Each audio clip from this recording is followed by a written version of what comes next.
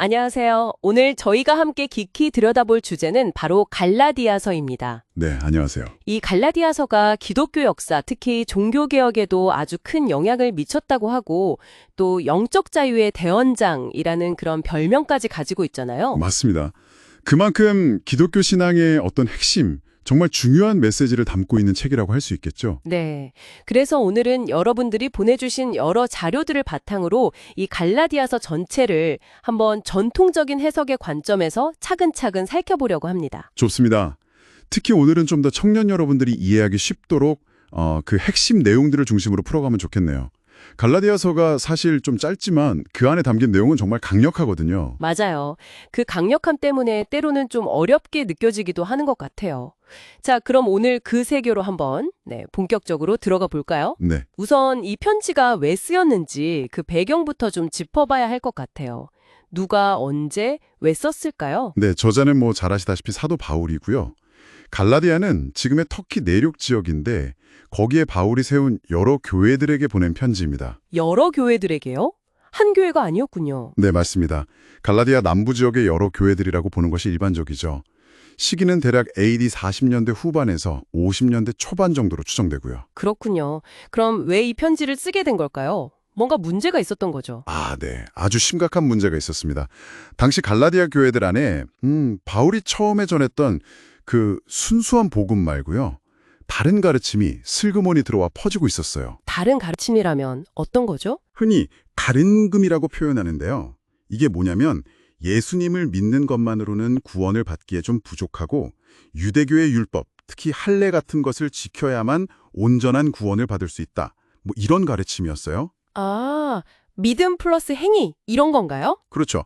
유대주의적인 율법 준수가 더해져야 한다는 주장인데 이게 바울이 전했던 복음의 핵심, 그러니까 오직 하나님의 은혜로 예수 그리스도를 믿는 믿음으로만 구원받는다는 그 진리를 완전히 뒤흔드는 거였죠. 정말 심각한 문제였네요. 복음의 본질 자체를 왜곡하는 거니까요. 그래서 바울이 편지 첫 부분부터 보통 다른 서신서들처럼 뭐 감사 인사나 안부 이런 거 없이 바로 책망부터 시작하는 거군요.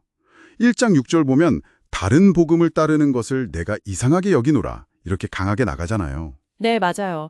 보통 바울 서신은 감사로 시작하는데 갈라디아서는 그만큼 상황이 아주 긴박하고 심각했다는 걸 보여주는 거죠.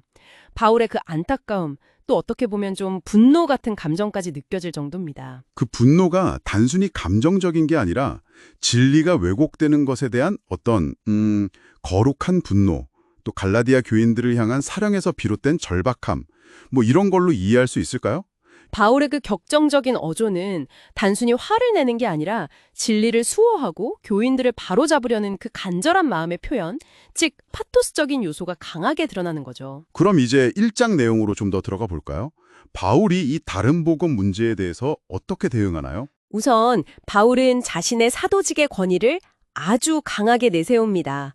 1장 1절부터 사람들에게서 난 것도 아니요 사람으로 말미암은 것도 아니요 오직 예수 그리스도와 그를 죽은 자 가운데서 살리신 하나님 아버지로 말미암아 사도된 바울은 이렇게 시작하잖아요. 네, 자신의 사도직이 인간적인 권위가 아니라 하나님께로부터 직접 왔다는 것을 분명히 밝히는 거군요. 그렇죠.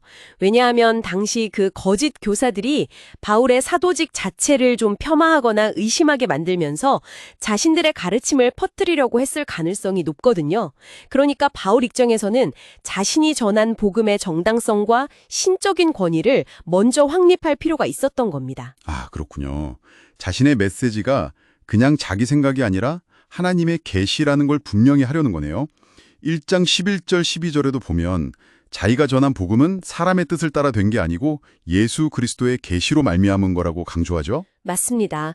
그리고 나서 아주 단호하게 선언합니다. 다른 복음은 없다. 1장 7절. 심지어 뭐라고까지 하냐면 우리나 혹은 하늘로부터 온 천사라도 우리가 너희에게 전한 복음 외에 다른 복음을 전하면 저주를 받을지어다. 1.8 이렇게 말해요. 와, 천사라도 저주를 받을 거라고 정말 강력한데요. 두 번이나 반복해서 강조하죠. 1.9. 네, 이건 복음의 유일성과 절대성을 그만큼 강조하는 표현입니다. 복음에는 타협이 있을 수 없다는 바울의 확고한 신념을 보여주는 거죠. 복음의 순수성을 지키려는 그 절박함이 느껴지는 대목입니다. 그러네요. 1장을 보면 바울의 그런 절박함과 함께 갈라디아 교인들이 얼마나 빨리 그 다른 복음에 흔들렸는지에 대한 안타까움도 묻어나는 것 같아요. 네. 그래서 바울이 계속해서 자신이 어떻게 복음을 받게 되었는지, 또 이전에 어떤 사람이었는지를 설명하면서 자신의 메시지의 신뢰성을 높이려고 하죠. 자, 그럼 이제 2장으로 넘어가 볼까요? 1장에서 복음의 유일성과 자신의 사도직 권위를 강조했다면 2장에서는 어떤 내용이 이어지나요? 이 장에서는 바울이 자신이 전한 복음이 다른 사도들, 그러니까 예루살렘 교회의 지도자들에게도 인정받았다는 사실을 이야기합니다. 예전에 예루살렘에 올라가서 야고보와 베드로, 요한 같은 기둥 같은 사도들과 교제하면서 자신의 이방인 선교와 복음의 내용을 설명했고 그들도 이를 인정하고 교제의 악수를 나누었다는 거죠. 아, 그러니까 바울이 전하는 복음이 예루살렘의 사도들이 전하는 복음과 다르지 않다는 걸 보여주려는 거군요. 맞습니다.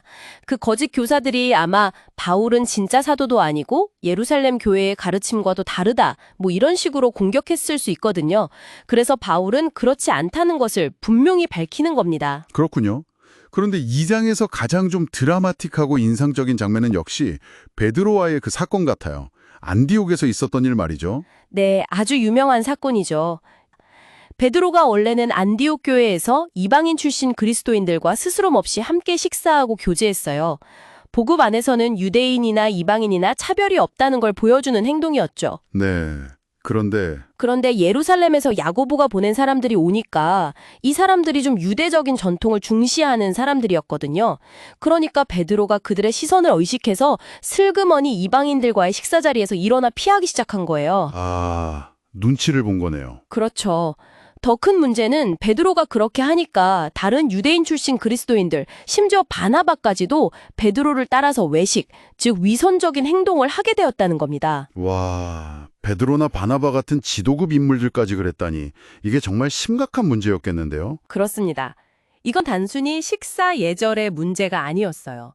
베드로의 행동은 복음의 진리, 즉 유대인이나 이방인이나 차별 없이 오직 믿음으로 구원받고 한 형제가 된다는 그 핵심 원리를 행동으로 부인하는 것과 같았습니다. 율법을 다시 기준으로 삼는 듯한 모습을 보인 거죠. 그래서 바울이 그걸 보고 가만히 있을 수 없었군요. 네, 바울은 모든 사람이 보는 앞에서 베드로를 공개적으로 책망했습니다. 네가 유대인으로서 이방인을 따르고 유대인답게 살지 아니하면서 어찌하여 억지로 이방인을 유대인답게 살게 하려느냐? 이렇게 아주 강하게 질책했죠. 이야, 정말 대단한데요? 당시 베드로의 위치를 생각하면 쉽지 않았을 텐데. 그렇죠. 하지만 바울에게는 개인적인 관계나 체면보다 복음의 진리를 지키는 것이 훨씬 더 중요했던 겁니다. 이 사건을 통해 바울은 복음의 핵심 원칙을 다시 한번 분명하게 선언하게 되죠. 그게 바로 그 유명한 구절 2장 16절 말씀이군요. 네, 맞습니다. 갈라디아서 전체의 핵심 구절이자 종교개혁의 불씨가 되었던 말씀이죠. 사람이 의롭게 되는 것은 율법의 행위로 말미암음이 아니오 오직 예수 그리스도를 믿음으로 말미암는 줄 알므로 우리도 그리스도 예수를 믿나니 이는 우리가 율법의 행위로서가 아니고 그리스도를 믿음으로써 의롭다함을 얻으려 함이라. 율법의 행위로서는 의롭다함을 얻을 육체가 없느니라. 와, 정말 강력한 선언입니다. 오직 믿음으로. 이것이 바로 이신칭의 교리의 핵심인 거죠. 그렇습니다. 이신칭의 믿음으로써 의롭다고 칭함을 받는다는 뜻이죠. 우리의 어떤 행위나 노력, 자격 때문이 아니라 오직 예수 그리스도를 믿는 그 믿음을 보시고 하나님께서 우리를 너는 의롭다 하고 선언해 주신다는 겁니다. 전적인 하나님의 은혜죠. 행위가 아니라 믿음. 이게 당시 유대 사회란 율법이 익숙했던 사람들에게는 정말 충격적이고 어떻게 보면 혁명적인 메시지였겠어요. 맞습니다. 수백 년간 율법을 지키는 것을 통해 하나님 앞에서 의롭게 되려고 노력해왔는데 그것이 아니라고 하니까요. 바울은 심지어 자신도 이제 율법에 대해서는 죽고 하나님에 대해서 살기 위해 그리스도와 함께 십자가에 못 박혔다고 말합니다. 2장 19절 20절이죠. 이제는 내가 사는 것이 아니요 오직 내 안에 그리스도께서 사시는 것이라는 유명한 고백도 여기서 나오죠. 아, 정말 2장은 복음의 심장과 같은 내용이 담겨 있네요. 믿음으로 얻는 의, 그리고 그리스도와의 연합. 네. 이 토대 위에서 이제 3장으로 넘어가면 바울은 율법과 믿음의 관계에 대해서 좀 더 본격적으로 설명하기 시작합니다. 네, 3장. 여기서 바울이 갈라디아 교인들에게 좀 직설적으로 질문을 던지죠. 어리석도다, 갈라디아 사람들아. 이렇게 시작하면서요. 네, 약간 꾸짖는 듯한 어조로 시작하죠. 그러면서 묻습니다. 너희가 성령을 받은 것이 율법의 행위로냐 혹은 듣고 믿음으로냐? 당연히 듣고 믿음으로 받은 거겠죠. 갈라디아 교인들도 처음에는 그렇게 복음을 받아들였을 테고요. 그렇죠. 바울은 그들의 처음 경우를 상기시키면서 어떻게 다시 율법의 행위로 돌아가려고 하느냐고 묻는 겁니다. 그러면서 믿음의 조상인 아브라함의 예를 들죠. 아, 아브라함. 율법이 주어지기 훨씬 이전의 인물이잖아요. 맞습니다. 아브라함은 율법을 행함으로가 아니라 하나님을 믿음으로 의롭다 하심을 받았습니다. 3장 6절이죠. 창세기에도 그렇게 기록되어 있죠. 따라서 진정한 아브라함의 자손은 혈통적인 유대인이 아니라 아브라함처럼 믿음을 가진 모든 사람들이라는 겁니다. 이것도 정말 혁명적인 선언인데요. 유대인들의 선민의식을 완전히 뒤집는 거잖아요. 반면에 율법의 행위에 의존하는 자들은 오히려 저주 아래에 있다고 말해요. 왜냐하면 율법의 모든 조항을 항상 완벽하게 지킬 수 있는 사람은 아무도 없기 때문이죠. 아, 율법을 지키려고 하면 할수록 오히려 자신이 죄인이라는 것만 깨닫게 된다는 거군요. 네, 율법은 우리의 죄를 드러내는 역할을 하죠. 그래서 그리스도께서 오셔서 우리를 위해 십자가에서 저주를 받으심으로 우리를 율법의 저주에서 속량하셨다는 겁니다. 그 결과 아브라함의 복이 이방인에게도 미치게 되었고 우리는 믿음으로 말미암아 약속하신 성령을 받게 되었다는 것이 바울의 논증입니다. 그렇군요. 그럼 여기서 또 질문이 생기는데요. 하나님께서 처음부터 믿음으로 구원하실 계획이었다면 율법은 도대체 왜 주신 걸까요? 중간에 왜 끼어든 거죠? 아주 중요한 질문입니다. 바울도 그 질문을 예상하고 답을 합니다. 율법은 약속하신 자손, 즉 그리스도께서 오시기까지 사람들의 범법함 때문에 더하여진 것이라고 설명해요. 범법함 때문에 더해졌다. 죄를 더 명확하게 드러내기 위해서라는 뜻인가요? 네, 그렇습니다. 율법이 없으면 무엇이 죄인지 명확히 알기 어렵잖아요. 율법은 죄를 죄로 규정하고 우리가 얼마나 하나님의 기준에 미치지 못하는 죄인인지를 깨닫게 해주는 역할을 한 거죠. 그러면서 우리 스스로는 구원에 이를 수 없다는 것을 알게 하고 우리를 구원자이신 그리스도께로 인도하는 역할을 했다는 겁니다. 아, 그래서 3장 24절에 그 유명한 비유가 나오는군요. 율법은 우리를 그리스도께로 인도하는 몽학 선생이었다. 맞습니다. 몽학 선생 파이다고고스는 당시 어린아이들을 학교까지 안전하게 데려다주고 감독하는 가정교사나 후견인 같은 역할을 했습니다. 아이가 성장하면 더 이상 몽학 선생의 역할은 필요 없어지죠. 마찬가지로 율법은 우리가 믿음으로 의롭다함을 얻게 하기 위해 그리스도께서 오시기까지 우리를 인도하고 감독하는 임시적인 역할을 했다는 겁니다. 그렇다면 이제 그리스도께서 오셨으니까 더 이상 율법이라는 몽학선생 아래에 있을 필요가 없어진 거군요. 그렇죠. 3장 25절에서 믿음이 온 후로는 우리가 몽학 선생 아래에 있지 아니하도다 라고 분명히 말합니다. 이제 우리는 믿음으로 말미암아 그리스도 예수 안에서 다 하나님의 아들이 되었기 때문입니다. 하나님의 아들, 이 신분의 변화가 정말 중요하네요. 네, 그래서 3장 마지막 부분에서는 그 결과로 나타나는 놀라운 변화를 선언합니다. 너희는 유대인이나 헬라인이나 종이나 자유인이나 남자나 여자나 다 그리스도 예수 안에서 하나니라. 와, 정말 놀라운 선언입니다. 당시 사회의 모든 차별과 장벽을 무너뜨리는 말씀이잖아요. 인종, 신분, 성별의 구분이 그리스도 안에서는 다 사라지고 하나가 된다는 것. 맞습니다. 이것이 바로 믿음으로 말미암는 복음의 능력입니다. 율법은 오히려 구별과 차별을 만들기도 했지만 믿음은 모든 사람을 그리스도 안에서 하나로 묶는다는 거죠. 3장까지의 내용을 정리해보면 결국 율법의 행위가 아니라 오직 믿음으로 의롭게 되고 그 믿음 안에서 우리는 모든 차별을 넘어 하나님의 자녀로서 하나가 된다는 거군요. 네, 정확합니다.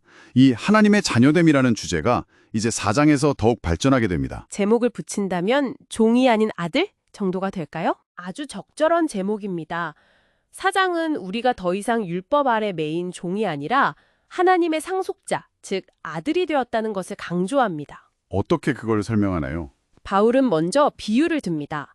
아버지가 돌아가시고 유산을 상속받을 아들이 있다고 해도 그 아들이 어릴 동안에는 모든 재산이 자기 것이지만 실제로는 후견인과 청지기의 지도를 받아야 하잖아요. 마치 종과 다름없는 상태죠. 자기 마음대로 할 수 없으니까요. 마찬가지로 우리도 영적으로 어렸을 때에는 세상의 초등학문, 즉 율법이나 종교적인 규율 아래 종노릇하며 살았다는 겁니다. 그런데 때가 참에 하나님께서 자기 아들 예수 그리스도를 보내셔서 율법 아래 있는 우리를 속량하시고 우리로 하여금 아들의 명분, 즉 자녀의 신분을 얻게 하셨다는 거죠. 아, 예수님이 오심으로써 우리가 드디어 종의 상태에서 벗어나 아들이 되었다는 거군요. 맞습니다.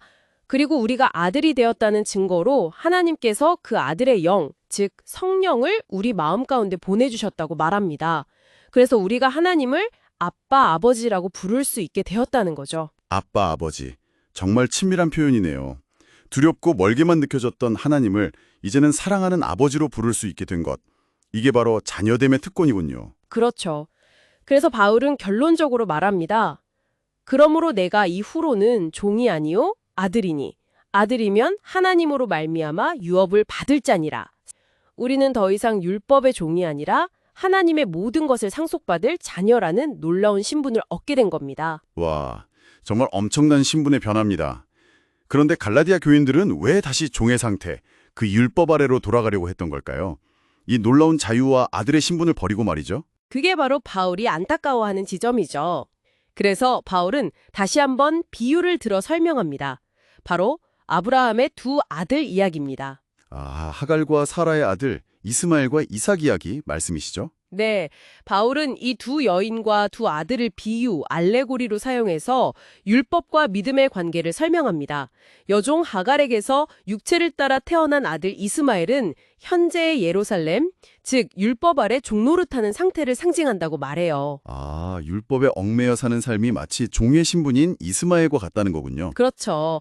반면에 자유인인 아내 사라에게서 약속을 따라 태어난 아들 이삭은 하늘에 있는 예루살렘, 즉 믿음으로 말미암아 자유를 누리는 하나님의 자녀된 상태를 상징한다는 겁니다. 그래서 우리는 하갈의 자녀가 아니라 사라의 자녀, 즉 약속의 자녀이기 때문에 더 이상 종노릇할 필요가 없다는 거군요. 이 비유를 통해 바울은 갈라디아 교인들에게 당신들은 자유하는 여자의 자녀인데 왜 다시 율법이라는 종의 멍에를 매려고 하느냐고 강력하게 호소하는 거죠. 이 하갈과 사라의 비유가 좀 해석하기 어려울 수도 있지만 핵심은 결국 우리가 그리스도 안에서 얻은 자유와 자녀됨의 신분을 굳게 지켜야 한다는 메시지군요. 네, 이 자유라는 개념이 갈라디아서의 정말 중요한 키워드입니다. 4장까지 이 자유가 어떻게 주어졌는지를 설명했다면 이제 5장부터는 그 자유를 가지고 어떻게 살아야 하는지에 대한 실천적인 권면으로 넘어갑니다. 그리스도께서 우리를 자유롭게 하려고 자유를 주셨으니 그러므로 굳게 서서 다시는 종의 멍에를 매지 말라. 5.1. 이 말씀으로 시작하죠. 정말 이 편지의 주제를 압축하는 구절 같아요. 맞습니다. 이제 자유인이 되었으니 그 자유를 누리며 살라는 거죠. 그런데 여기서 아주 중요한 점이 있습니다. 바울이 말하는 이 자유가 그냥 자기 맘대로 제멋대로 살아도 된다는 방종을 의미하는 것이 아니라는 점입니다. 아, 그게 중요하겠네요. 자유라고 하면 자칫 그렇게 오해하기 쉬우니까요. 그렇죠. 그래서 5장 13절에서 분명히 말합니다. 형제들아, 너희가 자유를 위하여 부르심을 입었으나 그러나 그 자유로 육체의 기회를 삼지 말고 오직 사랑으로 서로 종노릇하라. 자유를 주셨는데 그 자유로 오히려 사랑으로 서로에게 종노릇하라.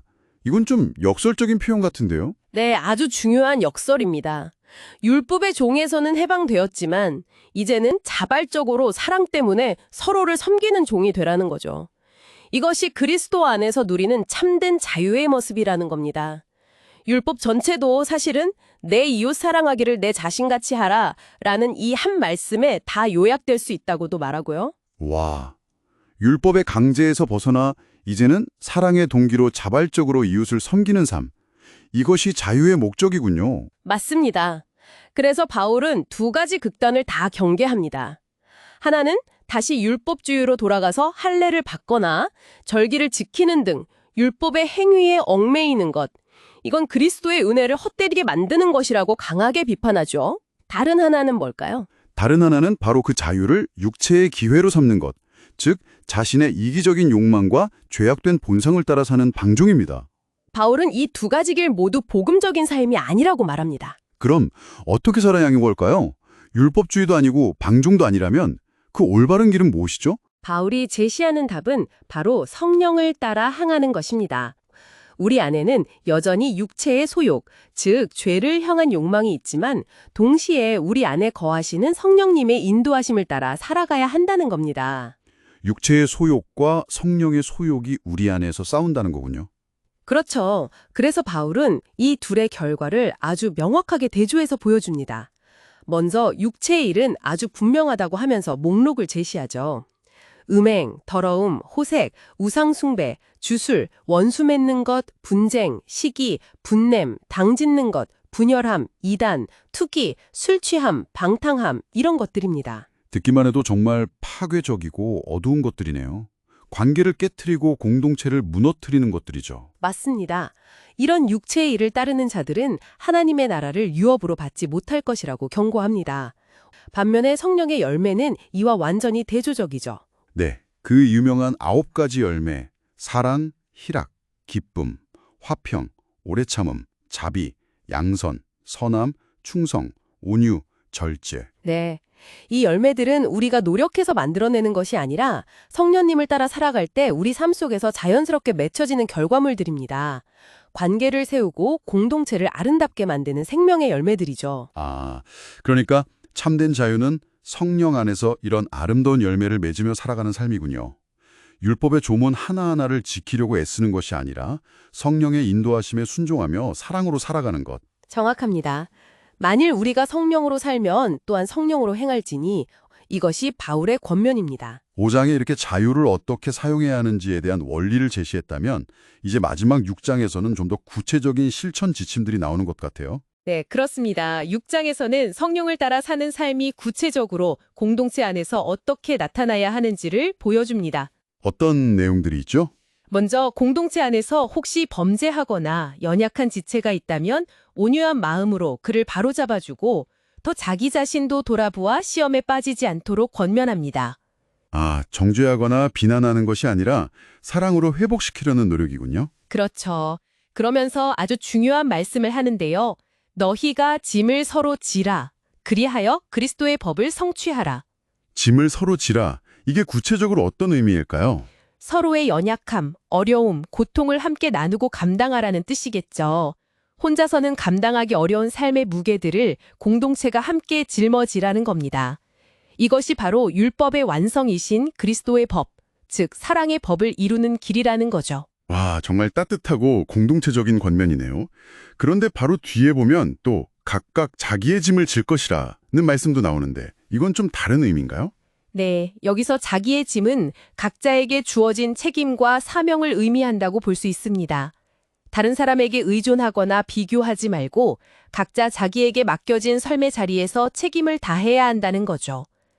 서로의 무거운 짐은 함께 져주되 각자에게 주어진 책임은 스스로 감당해야 한다. 균형이 중요하네요. 맞습니다. 그리고 이어서 가르침을 받는 자는 가르치는 자와 좋은 것을 함께 나누라. 또 아주 유명한 원리가 나오죠. 사람이 무엇으로 심든지 그대로 거두리라. 네, 심은 대로 거둔다. 인과응보의 법칙 같기도 하고요. 네, 바울은 이 원리를 영적인 영역에 적용합니다. 자기의 육체를 위하여 심는 자는 육체로부터 썩어질 것을 거두고 성령을 위하여 심는 자는 성령으로부터 영생을 거두리라. 우리가 시간과 에너지, 재능을 어디에 투자하며 사느냐에 따라 그 결과가 달라진다는 거죠. 결국 성령을 따라 살면서 선한 것을 심는 삶을 살아야 한다는 말씀이네요. 이렇게 공동체적인 삶에 대한 구체적인 지침들을 제시한 후에 바울은 이제 편지를 마무리합니다. 마지막 부분에서는 다시 한번 자신이 이 편지를 쓴 핵심 이유를 강조하죠. 어떻게 마무리하나요? 바울은 큰 글씨고 직접 이 마지막 부분을 쓴다고 언급하면서 다시 한번 할례를 강요하는 그 거짓 교사들의 위선을 지적합니다. 그들이 할례를 주장하는 이유는 십자가의 박해를 피하고 육체를 자랑하려는 것뿐이라고 말이죠. 결국 그들의 동기가 순수하지 않다는 거군요. 네. 그러면서 바울은 자신의 자랑은 오직 하나뿐이라고 고백합니다. 그러나 내게는 우리 주 예수 그리스도의 십자가 외에 결코 자랑할 것이 없으니 그리스도로 말미암아 세상이 나를 대하여 십자가에 못 박히고 내가 또한 세상을 대하여 그러하니라. 와, 정말 강력한 고백입니다. 세상의 모든 자랑거리를 다 내려놓고 오직 십자가만을 붙들겠다는 선언. 그리고 이 복음의 원리를 따르는 모든 사람들에게 평강과 긍휼이 있기를 축복하며 편지를 마칩니다.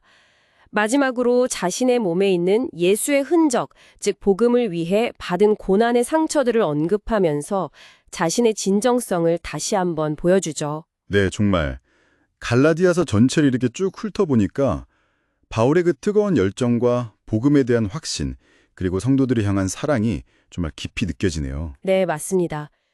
갈라디아서는 정말 복음의 정수, 그 핵심을 우리에게 강력하게 전달해주는 책입니다.